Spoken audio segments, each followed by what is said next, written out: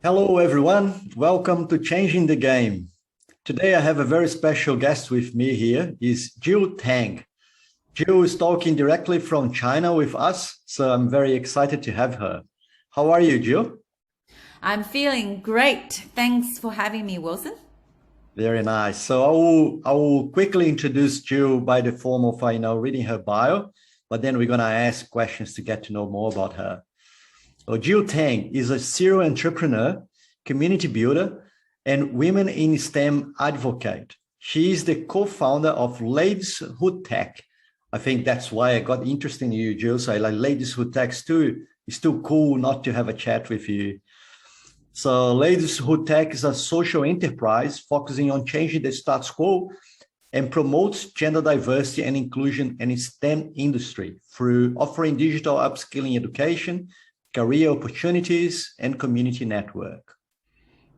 Forbes, China, The Guardian, BBC, TechNode, Paper, CGTN, and CNN also reported her work.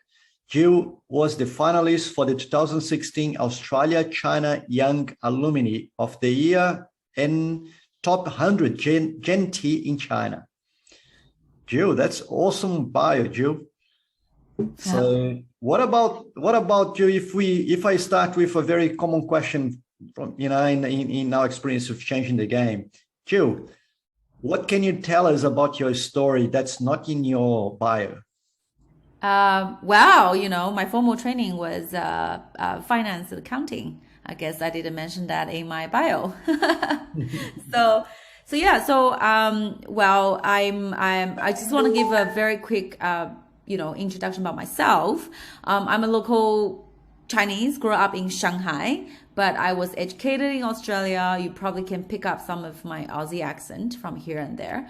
But most of my time was in Melbourne, in Australia. So my formal training, the professional background is more in the finance and accounting. However, I have been started my entrepreneurial journey since 2015, and then Ladies Who Tech is my third startup.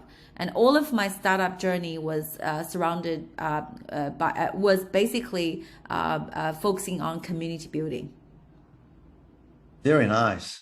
So you came to Australia to study at university, or you came early and you have your high school education here as well? Oh, I came to Australia for higher education, for university, college. Very nice. So you did mention that your entrepreneurial journey is in this sort of social community sort of area. Where that came from? Where this appetite and this passion for this area came from in your life? I think it's really from the personal experience because I spent, quite a long time in Australia, and when I returned to China, I actually had quite big reverse culture shock. So then, when you're trying to looking for people who share the same culture identity, then that's how it started because the overseas experience have changed some of my what I say, like the culture identity. So that's why I think there are a lot of people, which we call it the Chinese overseas returnees, who have shared the same feelings. So it's more like, when you have a mass market for women, right? Say for example, women as a topic, but then there's still a vertical pillars under the topic of women, right? Yep. There are women entrepreneurs, there are women in tech, there are women in science, women in fashion. So the same thing, for someone, we are Chinese, but then we have international education background. So we more like in the vertical that needed more dedicated or customized platform for that group of people who share the same culture ID. So it's very interesting that you mentioned something different today from the conversations that I had before. You mentioned about this cultural identity and the fact that you lived overseas and then you came back to your country and you experienced having as a dual identity sort of thing and trying to figure out who you are. So I can relate that quite a bit because I'm originally, when I was born in Brazil, I grew up in Brazil. There was a point in my career that I went to have a long-term expat experience in US. And I can remember then when I went back to Brazil, it's kind of my life changed. I do remember a manager, my manager at the time, saying when I was going to US that they said, well, look, you don't know yet, Wilson, but are you about to board in a journey that will completely change your life? And I think I didn't have a clue what he meant by that. I was just thinking about how cool the business opportunity would be. But yeah, so I came back with with a very weird sort of, where I belong sort of question, and the identity was pretty much bubbling. So thanks for sharing that. So, Jill, women in STEM is a big subject these days. Is a big subject for us in our company, in Visage. So we operate in that STEM sort of in our careers area. And I have a curiosity, particularly for you, which is, I know this reality of women in STEM in Australia. I know a little bit what I hear about, so Brazil, because we have our company operates there as well. But I don't really know how is that in China. So is the STEM careers in China also like this debalance or unbalance in terms of gender? I think for what do you call it, the gender gap, especially in the STEM industry, is a universal challenge. But I think overall, China is not doing bad. I think they're actually doing quite well here in China, especially when you're looking at overall about the digital economy here in China. Chinese people are very tech savvy. So I think it's more about the stereotype and also the unconscious bias, which is existing, which is a shared universal challenge, which means, yes, there's a gender gap for STEM industry here in China as well. But then the access to the digital education or digital equality, China is actually doing quite well. So which means we do have a very good foundation to work from. It's more about the changing people's mindset. Then again, comes back to that two top factors. One is stereotype. Secondly is the unconscious bias. I was having this conversation about bias yesterday, so I have a chat about diversity with some friends. And we talk about bias a lot. We talk about the fact that one thing about bias is that we all have it. So we talk about identity, right? So our bias normally pretty much related to the identity that you grow up with. So tell me about women in tech, women who tech, right? So yeah, ladies who tech, yes. Ladies who tech. So what is ladies who tech? I think our mission is very simple. Is we wanted to close the gender gap, and most importantly is to promote the gender diversity inclusion in the STEM industry. So that's our mission, which is very straightforward. But then to achieve that, it's really not an easy job. It needs everyone's contribution. So individual, company, government, or other communities and allies as well to really contribute and then move the needles forward together.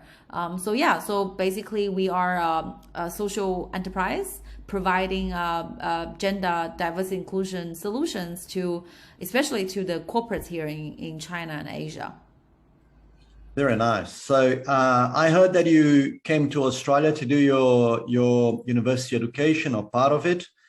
So Jill, how was that experience? You being a young girl coming from China, to study in Australia.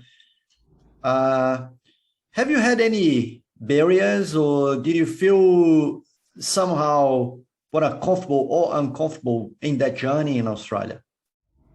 I would say yes. There's a big difference, obviously. Even like say for example here within China, someone from moving from Beijing to Shanghai, even it's two different cities in one country, people still will feel a difference, right? And then you really need to. But then again, there's more difference when I moved from Shanghai to Australia. Was one is the culture difference.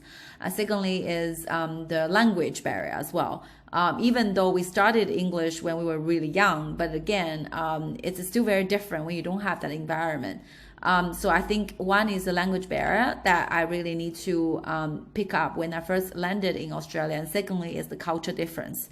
I had literally no even foreign friends within China when I was in China. So everything to me is like I feel like I moved to another planet. But again, I think the growth is needed, and I think that's how you grow when you're jumping out of your comfort zone. So yeah, that it was very challenging. I have to admit.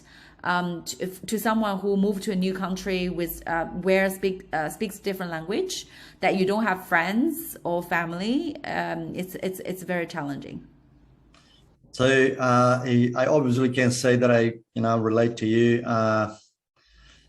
It's sometimes it's a challenge that because when we're in the middle of it, so you're leaving that sort of immigration and settling in a new country.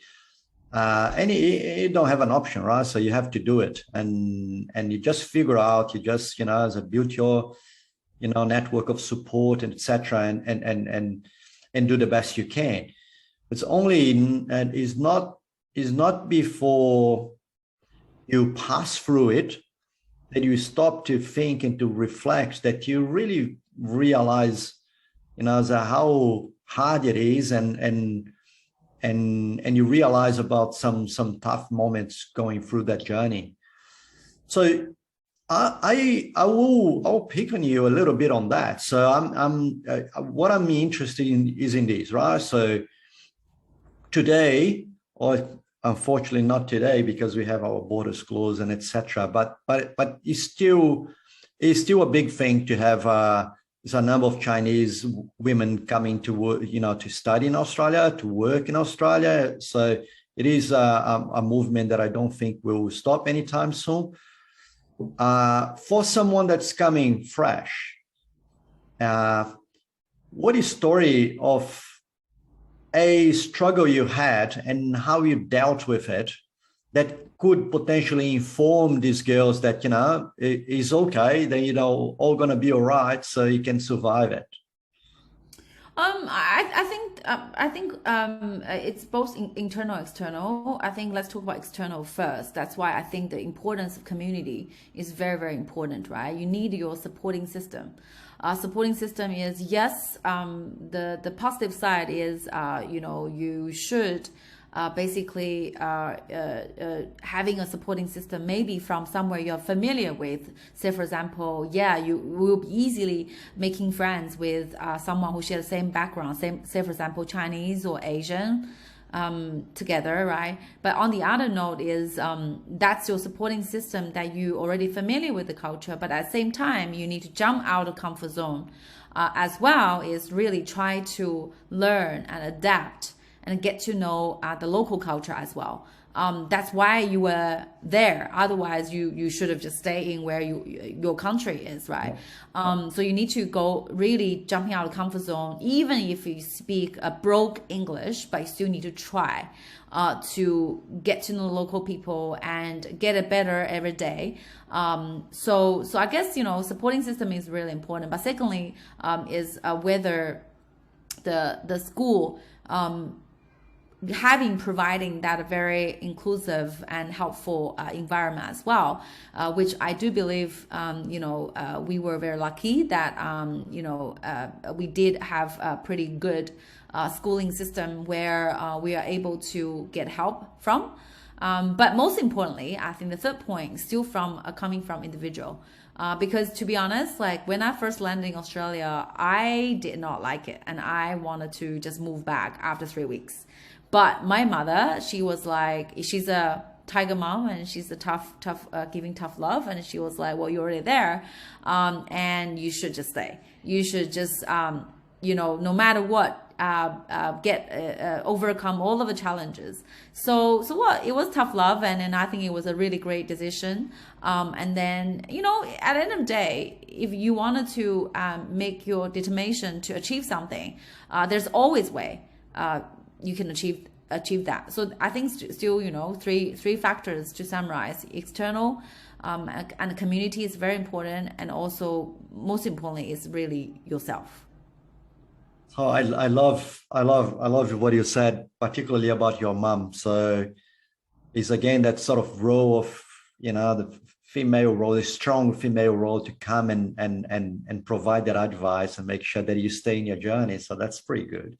Yeah, I read your story. You also have amazing role model, your mother. So I think that's all shared stories, right? Yeah. What would we be without them? Yeah. So, and he also said, things about luck. So, we have this, luck, we have that. So it's a very recurring topic in this sort of conversation as well. How much we mentioned that we were luck, and also mention, how grateful we are for those things that are.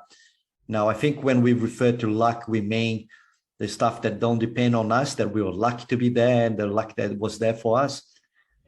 So it's a very recurring as well. So I feel like I should share a very short story as well. So you talk about language, and few times in my story in an overseas country, I felt like I was a fraud. And that sentiment is quite confronting, because there were times where my language skills were not up there yet, and I really didn't understand everything that was going on around me, as I didn't catch all the communication, the message, what people said. And for a time, for a long time, I was kind of pretending I was understanding 100%. So I was lucky enough to be able to live understanding 60% and being able to deal with it. But it was a very confronting sentiment for a while, being an immigrant, not being able to understand everything.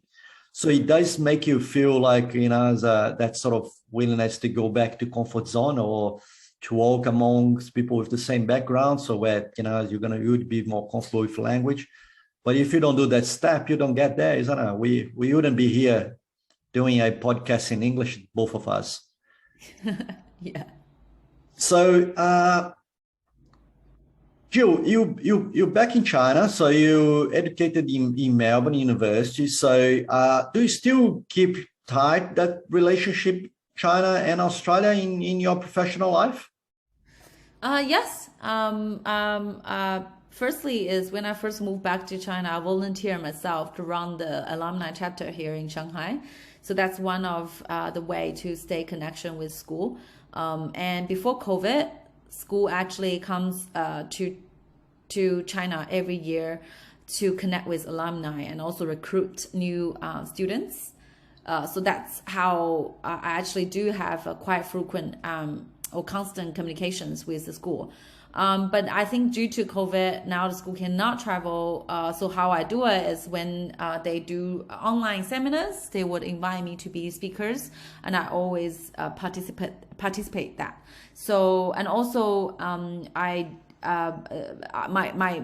guess the Australian Chinese alumni group here also very supportive to what I do here in China. So yeah, so I'm still keeping very close touch with Australian China connections. Very nice to hear. So you do talk, when we talk about, when I read about Ladies Who Tech, so you do talk about changing the status quo. So I'll paraphrase what we're doing here with the changing the game. So do you have stories for us of the small changes that you are being able to make through Ladies Who Tech? Yeah, I mean, like, as I said, there's a few step by step, right? Firstly is, you need to you need to educate the market and change people's mindset. I guess since 2017, we grow from zero, or the two people, me and my co-founder, till nowadays 30,000 community size. It's already one, basically a tangible outcome of to show. 30,000 is the number of ladies that are members of Ladies Who Tech. Yeah. Oh, that's impressive. So that means that shows the market needed, right? There's a market for it. But then again, women tech is again, we don't it's underrepresented basically profiles within the tech industry, because there are different stage of leakage, right? Not enough girls studying STEM, and then studying STEM, not enough them taking a STEM jobs, and then when they getting married, a family, or whatever other reasons during the mid-career, they left their STEM roles, and then we don't have enough leaderships, right? In a STEM industry, so there's all leakage in a different life circle, career life circle. So secondly is what we work with all the corporates here, whoever wanted to establish the women or gender diversity inclusion work, or even department, that we can helping them to giving them consultations. Secondly is helping them to structure and how to design a women community within the company. And thirdly is how can we help them to building employment branding. And then the third thing is we, as I said, we are not just community to put on a feeling good community events. So we launched our first China gender diversity inclusion app. And then where a company can promote their employment branding to women, they can promote their jobs, they can even list digital upskilling courses. So we also wanted to help women for upskilling their digital skills, right? Especially in this digital economy. And then fourth thing is what we did is we published the basically Chinese working women on the digital economy here in China. So there are a lot of things that we have done. One is making impact, educate the market. Secondly is really to build a corporate alliance group. Third one is to publish our building our own digital products to continue making the impact here in China. Very nice, Jill. So you speaking about the work you guys do. I'm thinking about how the companies can benefit from that work. So I have a question that's unrelated to that. It's more like related to the members, or in the Ladies Who Tech themselves. So do you think there is one thing in the world? So I'm gonna take some risk here, because it's assumption, right? So is what I hear is not knowledge, it's not fact. One thing is, there is a skill shortage in STEM across the board, right? So here in Australia, it's very clear. So there is a skill shortage. We need more people to work in this area. There's lots of initiatives to try to address that gap. So what I hear from outside is that China is because of the population of China so large. So you have a massive number of, youth graduating at school, and wouldn't be different in STEM, right? So you'd have a staggering number of people graduating computer science, in data science, in engineering. So first of all, I don't know if that's true that China has a big number of people graduating, potentially not having that sort of skill shortage. And eventually, is an international career something that, these Chinese graduates would be looking at? First, I can answer your first question first. yeah. So I guess for the education wise, China is actually doing quite well, even with the gender ratio.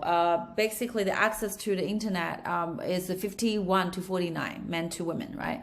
Ah, So for digital learning quality and digital equality, China is doing quite well. No matter you're in Shanghai first tier city or you in some certain we call it fourth or fifth tier cities.